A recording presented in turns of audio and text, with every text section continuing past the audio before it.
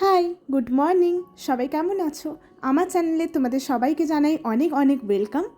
সকাল 10টার সময় আজকে একটা এক্সট্রা টিউশন পড়ানো ছিল। আমার সত্যি কথা আজকে একদমই যেতে ইচ্ছে হচ্ছিল না, এত রোদ বাইরে আর এতটা ভীষণ পরিমাণ গরম। তো আমার একদম যেতে ইচ্ছে হচ্ছিল না, কিন্তু কিছু করার নেই, যেতে তো হবেই। তার জন্য ভাবলাম খাওয়া দাওয়া করেই একদম বেরোবো। স্নান করে নিয়েছি, পুজো দেওয়াও হয়ে গেছে।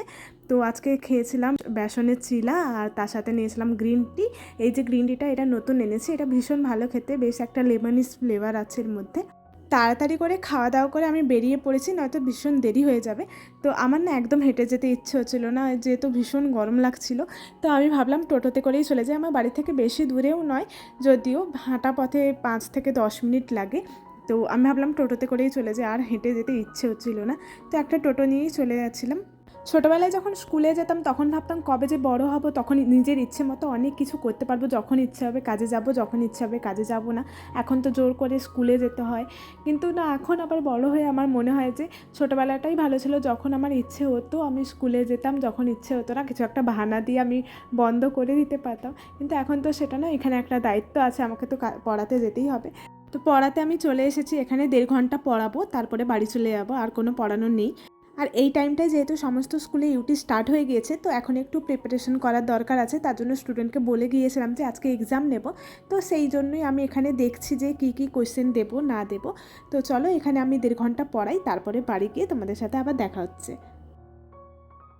টিউশন পড়িয়ে বাড়ি ফিরে এসে শরীরটা একটু খারাপ লাগছিল, তো আমার কিছুই খেতে ইচ্ছে হচ্ছিলো না, ভাত তো একদমই খেতে ইচ্ছে হচ্ছিলো না। কিন্তু আমার মা তো ছাড়বেই না, একদম নাছোড়বান্দা, আমাকে জোর করে হলেও ভাত খাওয়াবে। তাই জন্য আমি ভাবলাম যে দই দিয়েই ভাত খেয়ে নেবো অল্প করে। তো মাও আর কিছু বলবে না, ভাতটাও খাওয়া হয়ে যাবে। বাড়িতে একটু দই পড়েছিল, ওটাকে একটু তড়কা লাগিয়ে দেবো, একটু সর্ষে ফোড়ন আর একটু কারি পাতা দিয়ে। যে দিনগুলোতে আমার একদম তরকারি দিয়ে ভাত খেতে ইচ্ছা হয় না, সেদিনগুলোতে আমি এরকম দই দিয়ে বানিয়ে নিই। গরমের দিনে না এগুলো খেতে বেশ ভালো লাগে। আর আজকে যেহেতু দইটা একটু কম ছিল, তার জন্য একটু পাতলা হয়ে গেছে। তুমি দুষ্টু করেছ? মারপিট করেছ? করনি? কিন্তু তোমাকে তো দেখে মনে হচ্ছে তুমি দুষ্টু করেছ।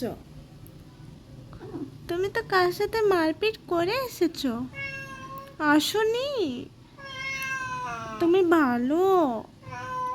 চকুরটা কেটে দিয়েছে দুষ্টু। দুষ্টু বিড়াল কেটে দিয়েছে। বলে বাবা ওষুধ লাগিয়ে দেবো, আমার বাচ্চাকে ওষুধ লাগিয়ে দিতে হবে। দুষ্টু করতে যায়, অনেক দুষ্টু করতে যায়। তারপরে দুপুরে 3টের দিকে 2-3 জন পড়তে এসেছিলো। আর এই পুচকিটাকে দেখো মন দিয়ে লেখাপড়া করছে, ওর থেকে যেন ওই স্কেলটাই বড়। স্কেল দিয়ে আবার খাতাটাকে চাপা দিচ্ছে যাতে না উড়ে যায়, এত বুদ্ধি ওর মাথায়। আর ভীষণ কথা বলে, ভীষণ টকেটিভ। ওকে আবার ভালো করে পড়াশুনো করলে ওকে খাতাতে আইসক্রিম এঁকে দিতে হবে, খাতাতে ফুল এঁকে দিতে হবে, তাহলে ও ভীষণ খুশি হয়। সন্ধেবেলা মা এনেছিল পুজোর ভোগ, একজনের বাড়িতে পুজো ছিল, তো সেই পুজোর ভোগ এনেছিল মা। তো আজকে রাতে আর অন্য কিছু রান্না হয়নি। তো সেই পুজোর ভোগের খিচুড়ি, বেগুনি, যেটা আমার ভীষণ প্রিয় খিচুড়ি, আমি খেতে ভীষণ ভালোবাসি, আলুর দম ছিল, আর ছিল রসগোল্লা। আমার মা আবার আমার ঠিক একদম অপোজিট, খিচুড়ি খেতে একদম ভালোবাসে না খুব একটা। আর আমি তো খিচুড়ি খেতে খুব ভালোবাসি, পারলে আমাকে যদি প্রত্যেক দিন খিচুড়ি দিয়ে দেওয়া হয় আমি প্রত্যেক দিনই খেতে পারবো। তোমাদের কার কার খিচুড়ি খেতে ভালো লাগে আমাকে কিন্তু অবশ্যই কমেন্ট করে জানাবে। খিচুড়ি, বেগুনি আর আলুর দম বেস্ট এভার কম্বো। তো চলো, এখন আমি খাওয়া দাওয়া কমপ্লিট করে নিই। তোমাদের যদি ভিডিওটা ভালো লেগে থাকে তাহলে কিন্তু অবশ্যই লাইক করবে, আমার চ্যানেলটাকে সাবস্ক্রাইব করবে, আর কমেন্ট করতে কিন্তু একদম ভুলবে না। তো চলো, আজকের জন্য এখানেই টানছি, টাটা।